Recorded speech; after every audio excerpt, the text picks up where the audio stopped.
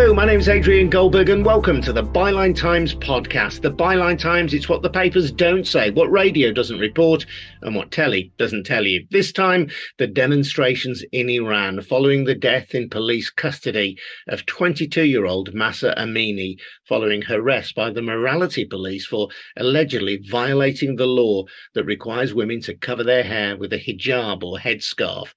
Dozens more have died in the protests, which have followed in more than 80 towns and cities. We're going to hear shortly from Nasrin Parvaz, a women's rights activist forced to flee Iran in 1993 after being imprisoned and tortured so badly that she developed a brain tumour. She has detailed her experiences in a book called One Woman's Struggle in Iran, a Prison Memoir. Before we do that, though, just a reminder to encourage you, if you can, to support the Byline Times and this podcast by taking out a subscription. The great thing about Byline Times is there's no oligarch or millionaire backer telling us what to say. We can report without fear or favour because our funding comes from ordinary subscribers, people like you. So if you can, please subscribe to the Byline Times. It costs as little as £3 a month. You get more details over at our website, bylinetimes.com. That's at bylinetimes.com. Welcome then to Nasrin. And Nasrin, it's great to speak to you. We're going to talk more about the current events in Iran, but just tell us a little bit about your story, if you would, please. Thank you for having me. I was arrested in 1982. I was tortured. They used bastinado. Bastinado is they put you in a kind of bed and fasten your feet on one side and your hand and handcuff in the other side of the bed. And actually they pull you both sides and use a kind of cable to hit your feet and sometimes your body as well. And I was paralyzed when they used bastinado, and one they bashed my head to the wall, and as a result of that I developed a brain tumor which was extracted here in 2012. And what were you arrested for in the first place? For the same thing that young people now are in the street. I wanted equal rights for women. I mean, my generation, we were in the streets for having the right for freedom of expression and things like that, union. And they accused us for being agents of Western countries. So many of my friends were executed. I mean, my sentence was execution as well, but my father could change it. Your father was somebody who had influence in Iranian society? No, my father didn't have any influence, but he went to other people who had influence. So I was in prison for 8 years, and in 1988, there was a massacre in prison because the regime appointed a committee, and this committee chose people, prisoners, to kill them. And the current Iranian president, Raisi, was the head of that committee, and thousands of people were killed, massacred. For example, from the wing I was in, they took 50 prisoners and they never came back. So they took prisoners from the prison you were in, from the wing that you were in, and took them to the site of this massacre and killed them as well? Yes. Yeah. My cellmates, their brothers, their husbands were in prison. So they were all killed. In 1982, when I was arrested, I was in an interrogation center. We were there to be tortured. And one of the aim of interrogators was to force us to come to TV and condemn our views and struggle to have rights. I didn't accept it, and I was given electric shock. But some of the prisoners were tortured so severely that they died under torture.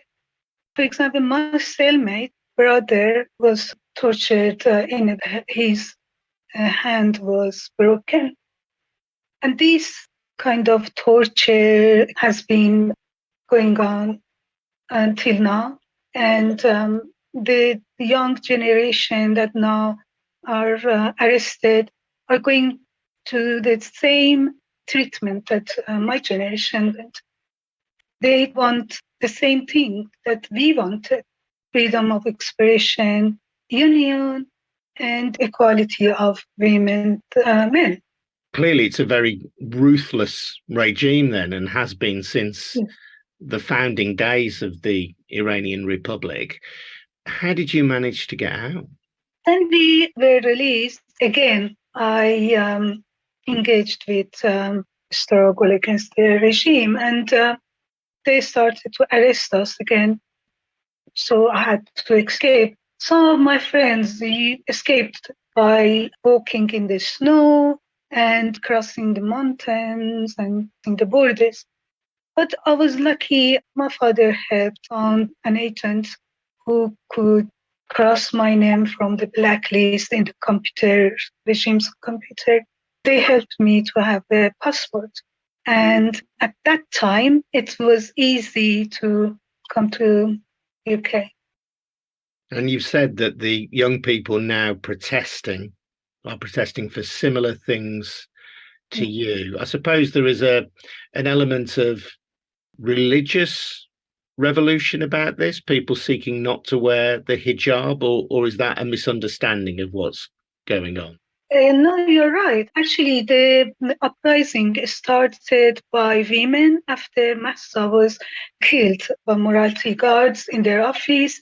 So women started to come out, have a demonstration against the morality police. But soon it changed to being against the regime, not only morality police, but because the hijab is a big thing by the regime, women started to burn their hijab, and now so many women coming out without a scarf, and they wave their scarf in the air at demonstrations.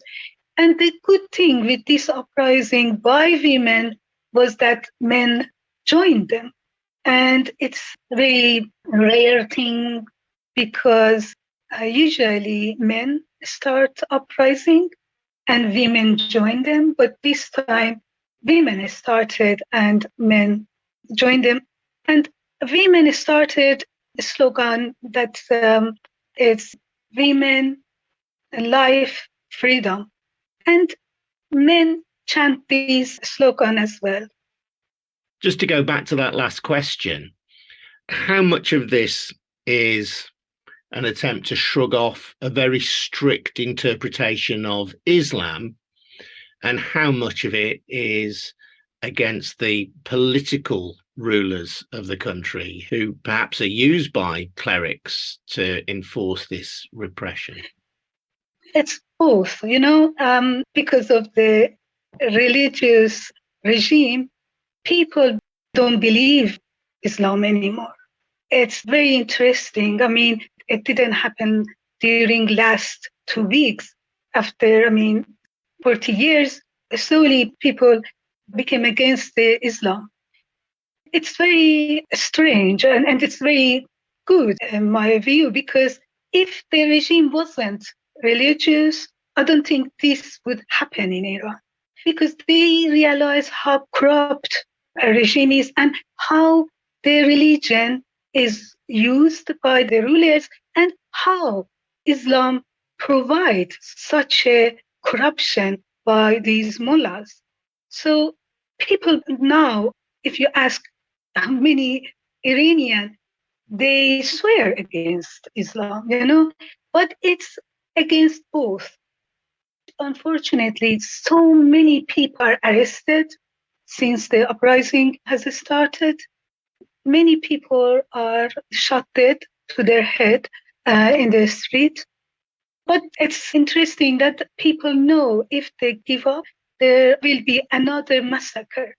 Like what happened 3 years ago When there was similar uprising, the regime arrested so many people, and many of them were executed, and some of them were chained and dropped into a dam and were suffocated. In your case, the regime, as I mentioned earlier, showed that it was willing to be ruthless, and in the shooting dead of protesters now, it's proving to be ruthless. And as you say, it proved to be ruthless 3 years ago. If people are taking to the streets, are they not putting their lives at risk every time they protest against the regime? Of course, they do. But they say we don't have to lose anything more. Now it's not only about Mahsa's killing, it's about the inflation, lack of job, and all their money, people's money are used by regime and their children in Western countries. They send their children to Western countries. They have a good time. They don't observe their hijab here. But in Iran, forcing women to have their hijab, cover their hair and bodies, is a tool to suppress people. In Islam, women bodies belong to the religion and to this government. Women are not in control of their bodies. For 43 years, they are pushed down, humiliated. And so now this anger that you see, it's 43 years of anger. It's the anger of their mothers, their grandparents, their brothers, their sisters who were executed, arrested, tortured. So it's not only this generation and the trauma they experienced for 43 years. I wish we Iranian outside Iran, we had the right to shut down, close the Iranian embassies, and deport these monsters to Iran. But we don't have the right to do that. Unfortunately, the Western governments don't let us, and they don't close the Iranian embassies. The regime is killing people and arresting them for the rights such as freedom of expression, peaceful demonstration, the right to be in control of their bodies. You say that the people protesting now are protesting on behalf of their parents' generation and their grandparents' generation. Iran was quite a secular society, wasn't it, before the Revolutionary Guard took over in 1979? It was a society that would be recognised as quite westernised by the standards of the region. Yes, but the problem was the Shah didn't let people to have freedom of expression. And in 1975 to 78, there was a lot of inflation and unemployment.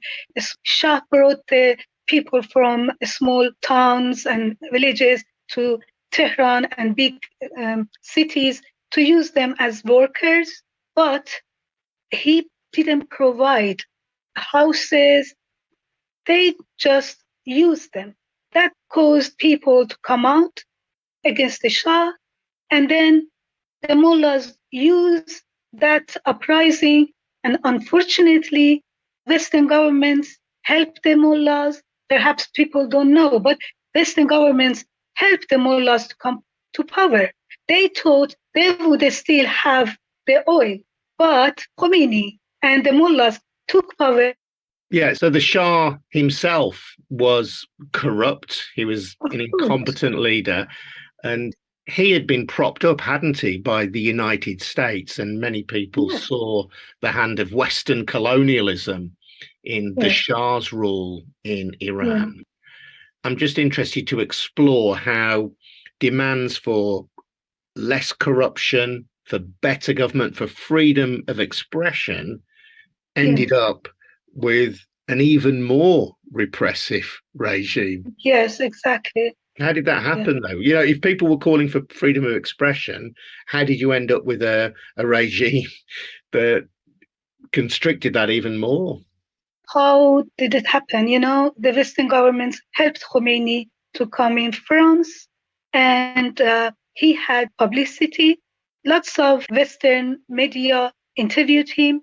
And what he said, people will be free and would have free gas, electricity, things like that. Because, Iran is very rich.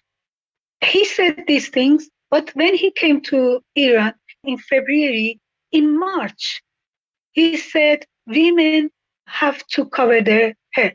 Thousands of women poured into the street. Unfortunately, that time, men didn't support women. They thought that women's right is different from the right to have freedom of expression, to have unions, to have jobs, these things. When women poured into the street, men stood in the pavement and watched them with amazement. And that was a mistake. It took more than 2 years that the regime could force women to observe a hijab.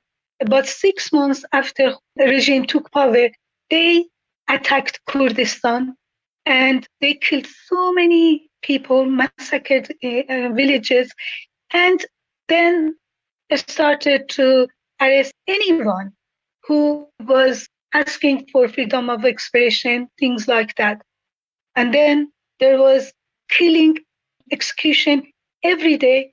And that time, the regime dared to publish the name of those who were executed in their newspapers. When I was in prison, some of my friends, we had a newspaper, and unfortunately, I didn't like to do that, but I had to read the name of people who were executed to see if my friends were among them. And some of them were among them. The United States now is trying to broker a deal with Iran, allowing Iran to develop nuclear power, but the States hopes not nuclear weapons. Do you think that constrains Western governments and prevents them perhaps from taking action against Iran and to encourage those in Iran who want the same freedom of expression as we enjoy in the West? I wish now the Western government wouldn't help the regime in any way, any deal about anything. Lockdown, when people here in England were struggling, the UK government gave £100,000 to Khamenei's office. The Iranian embassy was governed by the same lockdown rules and payments as the rest of the UK. So you're right, Khamenei's office in London received £100,000 of UK taxpayers' money to help it get through the pandemic. Yeah, why this government is helping these monsters, the Islamic regime? Why they do that? Because they are together. Why they don't help people now to have a bit of internet facility now that the regime has shut down the internet in Iran? I suppose the West feels that it has to engage in some way with the regime, because if it is developing nuclear power, and if the West can head off that potential, they would regard that as something positive. Because if they don't engage with the regime and the regime does develop nuclear weapons, as we've seen from Iran's involvement in Yemen, for example, that could be very dangerous for the world. Yes, it is dangerous against any nuclear weapon in any country, not only in Iran.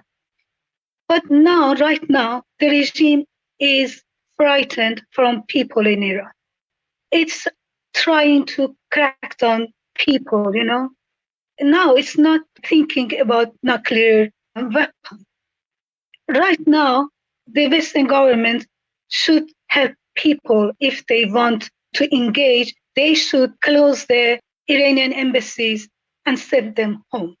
They shouldn't engage with the regime. Unfortunately, the Western governments will help the regime, not the people who are in the street and fighting this regime. And you can see how it had some influence in the surrounding countries. There were demonstrations in support of especially women in Iran, in Syria, in Iraq, in Turkey. This uprising has some influence in the region. And of course, the Western governments are frightened of this, not the nuclear weapon. I hope the people in Western countries to ask their MPs, to ask their governments to close the Iranian embassies. It's a big thing for Iranian people. So many people are arrested, are tortured. Right now, people are in the street. They are shot on their head. Thousands of people are arrested. The internet is shut down in Iran, but a few clips of demonstrations and news are coming out. Nasrin, thank you. That's Nasrin Parvaz. Really interesting insight into what is going on in Iran now and what has happened in the country historically. Really appreciate her giving up her time to talk to us here on the Byline Times podcast. And don't forget, please subscribe if you can to the Byline Times, our wonderful monthly newspaper. A subscription to that helps fund this podcast. So head over to bylinetimes.com. That's bylinetimes.com. I'm Adrian Goldberg. You've been listening to the Byline Times podcast. We'll see you again soon. But for now, goodbye. Thank you. Thank you.